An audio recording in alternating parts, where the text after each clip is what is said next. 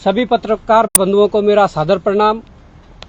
आप इतने दूरस्थ स्थल पर, जहां पर सरकार ने धरना स्थल घोषित किया है, आप ऐसे दुर्गम स्थल पर पहुंचे हमारी बात को उठाने के लिए, उसके लिए आपका आभार। आज विषय बहुत गंभीर है। सरकार ने हमारी आवाज दबाने के लिए, सरकार ने बेरोजगारों को रोकने के लिए ऐसी जगह पर धरना स्थल दिया है जहां से उनकी आवाज को आसानी से दबाया जा सके, जो कि लोकतांत्रिक व्यवस्था में इसे हम तानाशाही या हिटलरशाही का हम एक नाम देंगे।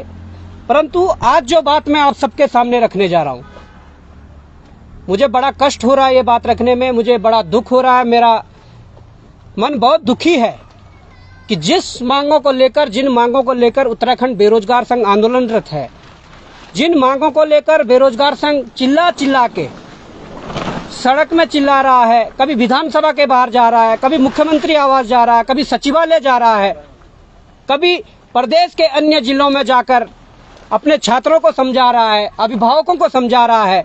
हमारे जो नेतागण हैं, जो छात्रों की बात को समझते हैं, कभी उनके पास अपनी गुहार ले जा रहे हैं कि हमारे साथ क्या हो रहा है। आज मैं जो खुलासा करने जा रहा हूं, वो आज जो परीक्षा हुई है, आज लाखों बच्चों ने उत्तराखंड के इतिहास में आज कनिष्ठ सहायक की जो परीक्षा दी है, उसके संबंध में मैं आप सभी लोगों से वार्ता करना चाहूंगा, इस प्रेस वार्ता करना चाहूंगा। आज ये पेपर देख रहे हैं, ये मेरे हाथ में आज के पेपर हैं। ये सेट ए है, ये सेट बी है, ये सेट सी है और ये सेट डी है। मैं आपको बता दूं कि अब बात क्या है। बड़ा दुख भी हो रहा है। देखिए, हम जब कह रहे थे कि उत्तराखंड में जो परीक्षाओं में जो धांधली चल रही है, वो जो पूरा चैन था, जो एक रैकेट था, उसका भंडाफोड़ अभी अच्छे से नहीं हुआ। हम कह रहे थे कि आयोग को एक बार, आयोग के जो कर्मचारी है, अधिकारी है, उनकी अच्छे से जांच हो जाए। हम कह रहे थे कि जो राज्य की जो जांच एजेंसियां हैं, उनसे हटाकर जांच सीबीआई को ट्रांसफर कर दे। हम इसलिए कह रहे थे कि क्या अगर एसटीएफ एसआईटी जांच करती है, और अगर एसटीएफ और एसआईटी में तो उन्हीं के डिपार्टमेंट, जो पुलिस डिपार्टमेंट के ही लोग हैं, अगर कभी बड़े अधिकारी कोई सम्मिलित है, अगर उनसे बड़े अधिकारी पुलिस विभाग के कोई सम्मिलित हैं, तो क्या उन पर एसटीएफ एसआईटी हाथ डाल पाएगी? कभी नहीं। जो बड़ी परीक्षाएं हैं, पीसीएस और एई जैसी परीक्षाएं, उन पर जो भारी जो प्रदेश के लोग हैं, जिन्होंने उस पर इन्वेस्ट किया है, जिन्होंने पेपर खरीदने के लिए जो धन दिया है, क्या एसआईटी और एसटीएफ उन पे हाथ डाल पा रही है? नहीं डाल पा रही है। इसलिए यह जरूरी था कि सीबीआई हो, और पूरे आयोग की सीबीआई हो। वहाँ अध्यक्ष से लेकर सचिव से लेकर वहाँ जितना स्टाफ है, सबकी सीबीआई जांच हो। अब मैं खुलासा करने जा रहा हूँ।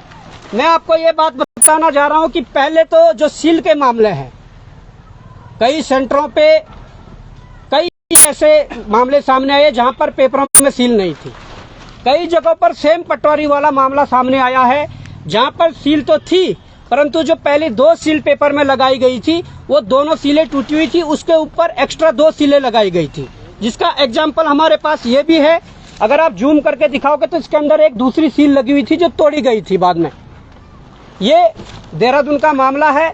परंतु सील वाला मैटर छोड़ के, या आप ये जो संख्या देख रहे हैं, प्रश्न पत्रिका जो क्रमांक है, वो क्रमांक और जो ओएमआर का क्रमांक होता है, वो सेम होता है।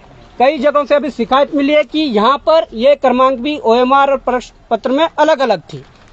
अब सबसे बड़ी बात मैं कहने जा रहा हूँ, भारत के इतिहास में जो पहली बार ऐसा होने जा रहा है, जो बात मैं आपको कहने जा रहा हूँ, आयोग के जो पदाधिकारी हैं, उन्हें चुपचाप अपने नैतिकता के आधार पर इस्तीफा देना चाहिए, क्योंकि वो एक भी परीक्षा को पारदर्शी रूप से संपन्न करवाने में नाकामयाब है।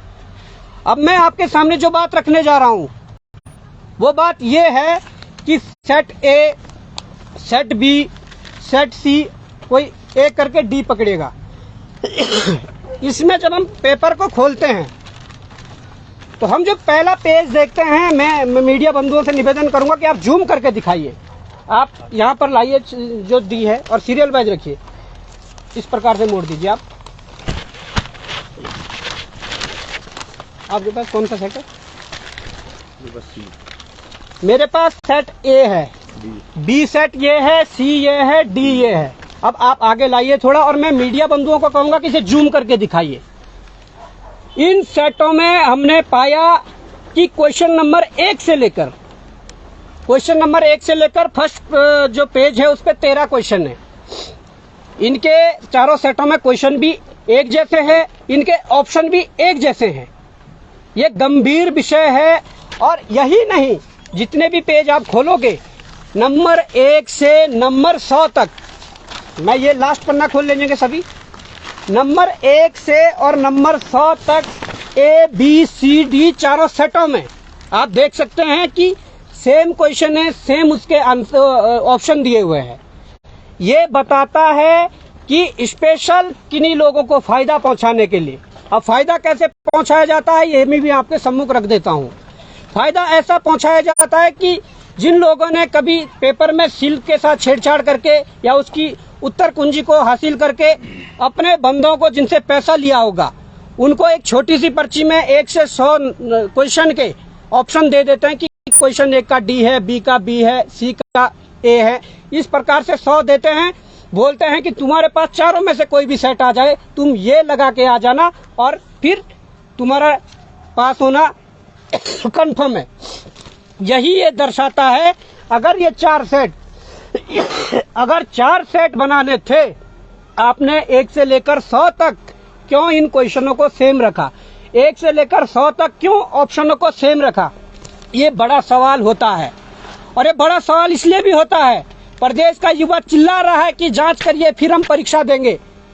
प्रदेश का युवा त्रस्त है। ये लोग जो है वो मानसिक शोषण कर रहे हैं। प्रदेश के युवा ने तो आज देख लिया है कि तुम्हारी परीक्षा करवाने की तरीका क्या है। मैं आरोप लगा रहा हूँ, हमारे पास सूचना है कि पटवारी का जो दोबारा पेपर हुआ वो पेपर बाहर था।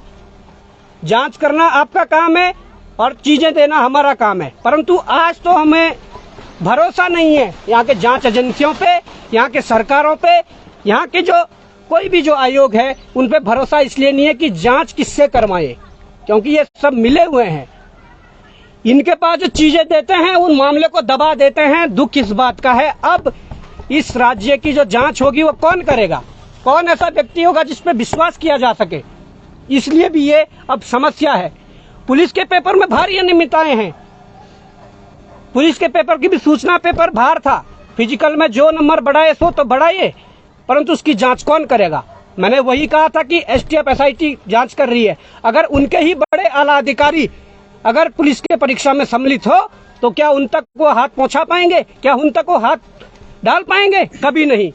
इसलिए मैं कहना चाहता हूं प्रदेश के अभिभावकों से, ये आपके सामने सब साक्ष्य हैं। हम कोई हवा में बात नहीं कर रहे, हम साक्ष्यों के साथ बात कर रहे हैं।